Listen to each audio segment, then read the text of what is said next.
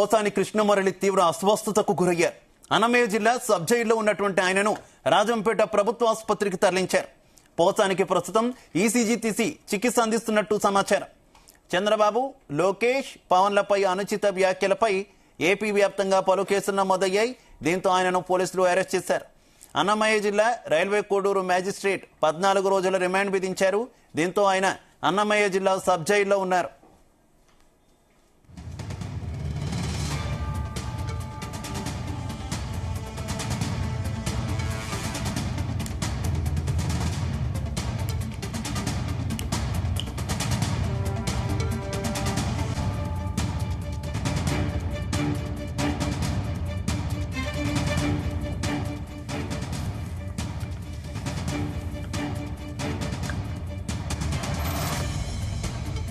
Right, Posani Krishna Murali తీవ్ర అస్వస్థతకు గురైనట్టు తెలుస్తోంది. అన్నమయ్య జిల్లా సబ్ జైల్లో ఉన్న ఆయనను హుటాహుటిన రాజంపేట ప్రభుత్వ ఆసుపత్రికి అయితే తరలించారు. ప్రస్తుతం పోసానికి ఈసీజీ తీసి చికిత్స అందిస్తున్నట్టయితే తెలుస్తోంది.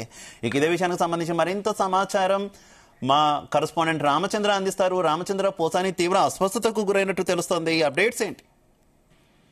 సినీ నటుడు వైసీపీ నేత, మాజీ వైసీపీ నేత పోసాని ఇటీవల అరెస్ట్ అయ్యి అన్నమయ్య జిల్లా రాజంపేట సబ్ జైల్లో ఆయన రిమాండ్ ఖైదీగా ఉన్నారు. అయితే ఈ నేపథ్యంలో రాత్రి నుంచి కూడా పోసానికి తీవ్రంగా అనారోగ్య అయ్యారని చెప్పి సమాచారం వచ్చింది. అయితే రాత్రి కడుపు నొప్పి, అలాగే వాంతులు, విరేచనాలు కూడా అయ్యాయని చెప్పి కూడా చెప్తున్నారు. అయితే ఈ రోజు మధ్యాహ్నం నుంచి ఛాతీ నొప్పి వచ్చింది, హార్ట్ స్ట్రోక్ వచ్చిందని చెప్పి పోసాని అక్కడ పోలీసులకు చెప్పడం, అక్కడ వెంటనే హుటాహుటిన రాజంపేట ప్రభుత్వ ఆసుపత్రికి తీసుకెళ్లారు. అయితే అక్కడ ఈసీజీ టెస్ట్ కూడా చేశారు పోసానికి. అయితే అనారోగ్య రీత్యా అలాగే అన్నిటువంటి పరిస్థితి అవసరమైన పోసానికి ఉందని చెప్పి వైద్యులు సూచించారు. ఈ నేపథ్యంలో పోసానిని రాజంపేట నుంచి కడప రిమ్స్ ఆసుపత్రికి వైద్యం కోసం, మెరుగైన చికిత్స కోసం అయితే తీసుకొస్తున్నారు.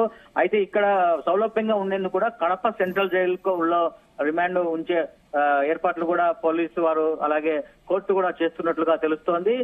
మొత్తానికి పోసానికి పెద్ద ఎత్తున ఏదైతే కేసులు నమోదయ్యో ఆ నేపథ్యంలోనే కడపలో నమోదైన కేసులో కూడా పవన్ కళ్యాణ్, చంద్రబాబు, నారా లోకేష్ దూషించిన కేసులో అరెస్ట్ అవ్వడము, వెంటనే రిమాండ్ పంపించడం, ఇవన్నీ చకచక జరిగిపోయాయి. అయితే ఆయనకు మొదటి నుంచి చెప్తూనే ఉన్నారు.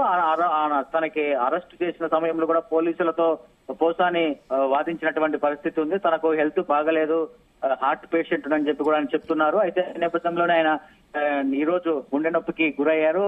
అయితే ఆయన ప్రస్తుతానికైతే ఆయన ఆరోగ్యం నిలకడగానే బానే ఉందని చెప్పి వైద్యులు చెప్పారు. ఆ నేపథ్యంలోనే కడప రిమ్స్ ఆసుపత్రికి, జిల్లా కేంద్రమైనటువంటి కడపకు ఆయనను రిమ్స్ కు తరలిస్తున్నారు.